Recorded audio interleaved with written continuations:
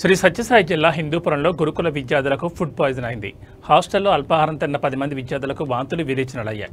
తీవ్ర అస్వస్థతకు గురైన విద్యార్థులను హాస్టల్ సిబ్బంది అంబులెన్స్లో హిందూపురం ప్రభుత్వ ఆసుపత్రికి తరలించారు. విద్యార్థులకు చికిత్స అందిస్తున్నారు. విద్యార్థులకు క్వాలిటీ ఫుడ్ అందించాలని ప్రభుత్వానికి తల్లిదండ్రులు డిమాండ్ చేస్తున్నారు.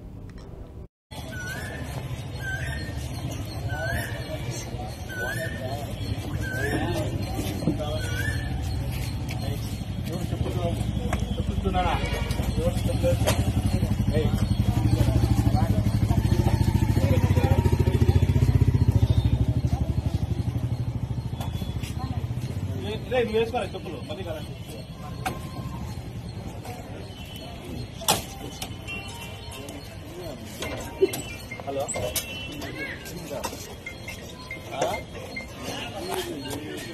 ఓకేనా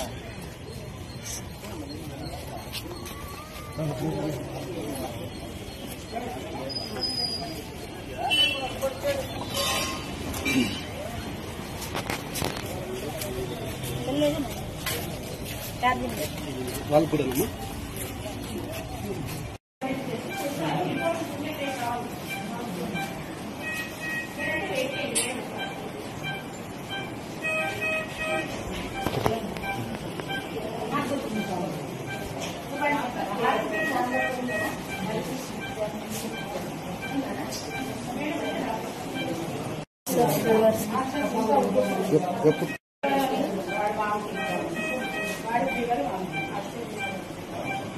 పొంగల్